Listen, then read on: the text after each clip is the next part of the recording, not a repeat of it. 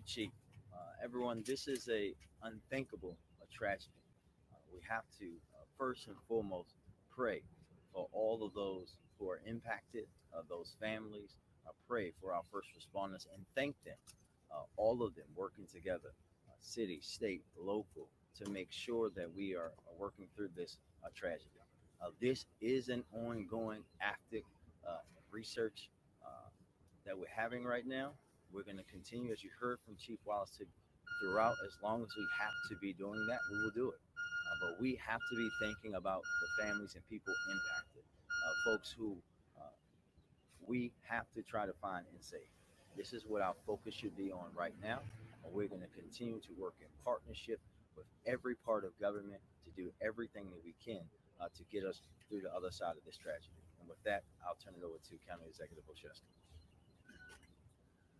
Thank you, Mayor Scott. I think we all awoke this morning to an unspeakable tragedy. As the mayor indicated, we know that there will be families and individuals impacted by this, regardless of what happens the rest of the way out. So I would just echo the mayor in lifting up prayers for those who are impacted, but also ask that our residents pray for our first responders. They have been on scene since very early in the morning, not only conducting initial search and rescue operations, but planning for additional ones as the sun comes up. And the work that they do cannot be understated. And I want to just thank them for all that they are doing and will do in the hours and days ahead. We know that we have a long road ahead, not just in the search and rescue, but in the fallout following this. I think we appropriately have our attention on the search and rescue efforts currently, and just here alongside our partners in the city to say that they have our full support, just as we want to thank our state partners for the resources they've offered up, as well as the federal partners who have already reached out. The mayor and I have talked to the governor. We've heard from the Secretary of Transportation. So collectively, we thank everyone for their thoughts, their well wishes. But again, this is a very active situation, and we want to just thank the chief and our teams for all the great work they're doing. And with that, I'll turn things back over to the chief. Well, thank you, County Executive Olszewski. Chief, can you tell us where the crew of the ship is? You also mentioned, too, that two people were rescued. Who made the first 911 call? And there were reports that it was a crew on the deck of the ship working at that point. Can you confirm any of that information? Latest information we have on the crew of the ship is that they are still on board the ship. There's been comms between the ship crew and the Coast Guard. So as part of the overall operation, we communicate through the Coast Guard with the ship. And I'm sorry, your other questions? There were two people taken. Who made the first 911 call? I don't know who made that call yet. Okay, and were there other workers on the deck of the ship or deck of the bridge at this point? We had heard that information. Can you confirm that? We were being told there were workers on the bridge. We have yet to confirm that. We'll work with MDTA to obviously to get that information. About how many cars were on that ship? Last question. On the deck of the bridge at the time it collapsed. You don't have a number. I can tell you our sonar has detected the presence of vehicles submerged in the water. I don't have a count of that yet. Thank you. Chief, you mentioned upwards of 7 individuals that you're looking for. We've heard reports of as many as 20 individuals. Can you just paint a more clear picture of about how many people actually fell into the water, how many people you might be looking to rescue, and also if you can give an idea of how many vehicles, although you might not have the answer, but really just the search and rescue. Yeah, I'll start with the last one. So I don't know how many vehicles yet. I know that we have detected the presence of vehicles. As far as the number between the 7 and 20, that's been a dynamic count throughout the morning, just given the fact that we haven't yet nailed that number down. We do believe that at least 7 are involved in that, at least 7 at this point.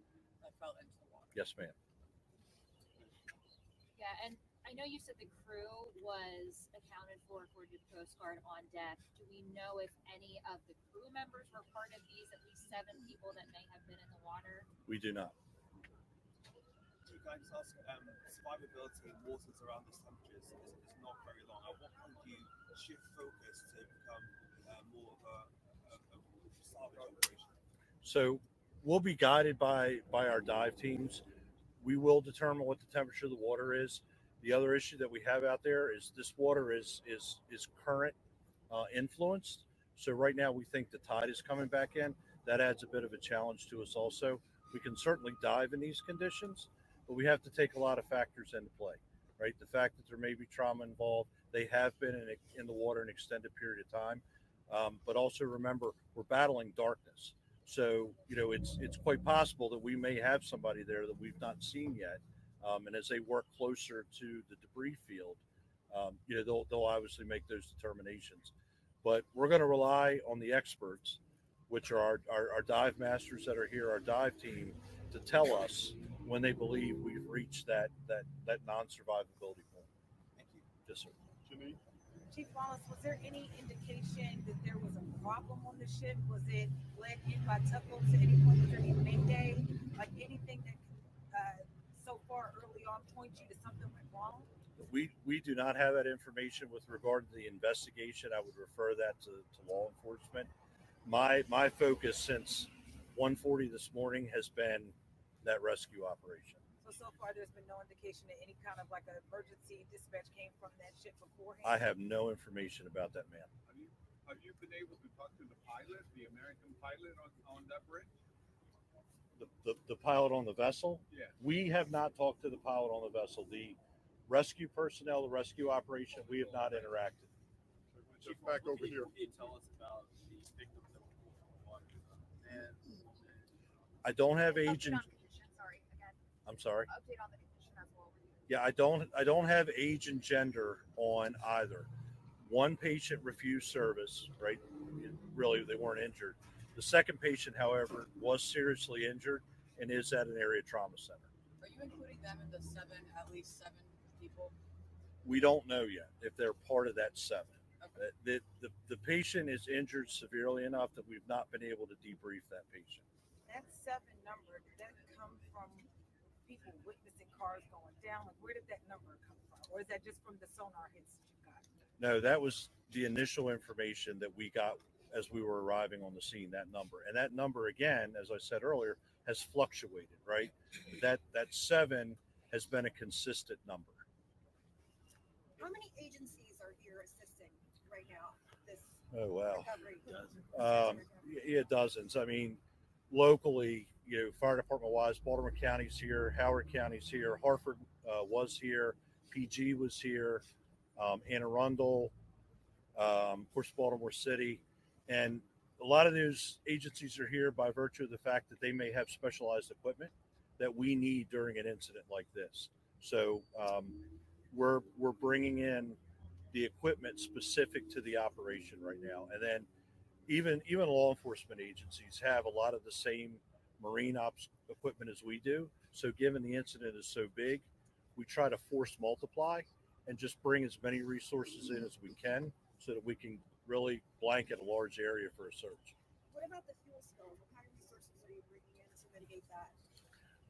We've not been able to confirm that we actually have an active fuel spill from the vessel. We've had odors of diesel fuel. The Maryland Department of the Environment is here, as well as the Coast Guard. So they would take leads on that as well. We hope as the sun comes up a little bit with the air assets that are up to get a much better picture, if we do have a fuel spill, what the impact has been so far. Talk about the air assets that are up as daylight comes up. How's that going to impact that with those resources? Yeah, Maryland State Police has been here. Foxtrot is also working this. There are 2 air resources right now. I don't know that we won't bring any more in, but right now they're the 2 primary. Air reconnaissance on something on the open water it's an invaluable resource. And we've been very fortunate to have it because as we put people out in the dark on the water to conduct searches, they have that degree of overwatch from those assets. So it's been an invaluable resource for us. Mr. Mayor, Mr. Executive, we're talking about search and rescue. I know that, and that's where the focus is right now. I was awakened with this news. We're all awakened with this news. I've seen the video. What do you make of the totality of this incident? What are you thinking about what you've seen and what this community's experienced now?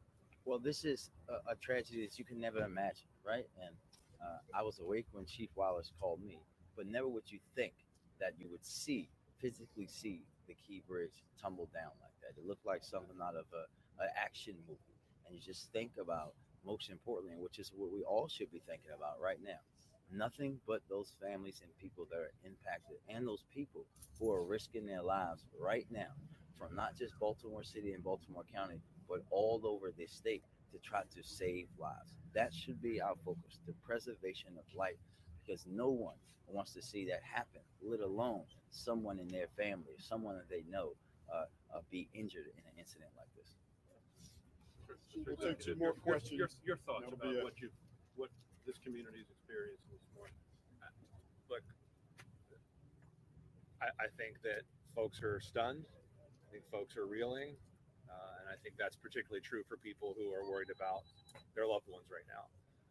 I think there'll be plenty of time to talk about what this bridge means to the community, what it means for commerce. But at the end of the day, right now, this is about the humanity of people who are impacted and the men and women who are out there trying to save lives and recover folks off the bridge. So I think there'll be plenty of opportunity to talk about that. But really, right now and for the foreseeable hours ahead, this is really about focusing on the search and rescue efforts. And I want to just again thank the chief for his leadership and for all of the affiliated partners that we have working on this. Chief, I hear there's like the fact that this could have been intentional, that this could be some kind of act of terrorism or intentionally hitting the bridge. That's not my focus here, ma'am. That's part of the law enforcement investigations. I would defer to the proper authorities for that. And actually, can I ask, we saw something similar to this happen in Philly when 95 came, a portion of that came down. I know you said that you guys have spoken to Secretary of Transportation, I'm assuming Buttigieg. Has he made any comment about the assistance like we saw in Philly being rushed through to get this No, taken care of? no, thank you. I spoke with Secretary Buttigieg directly. He and his team said that they're going to obviously work with us throughout this incident and work with not just the city and county, but really the state of Maryland to make sure that we have every resource that he and the federal government can provide. How long is it going to take to rebuild this, Mayor? I think right now, sir, listen, we shouldn't even be having that discussion right now.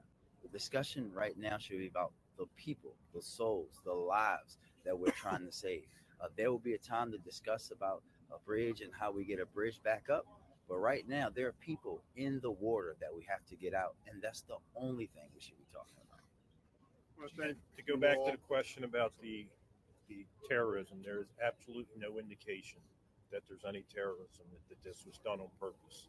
Our criminal intel is working with the FBI and other federal and state agencies to get all the intel that we have, but there's absolutely no indication that it was intentional.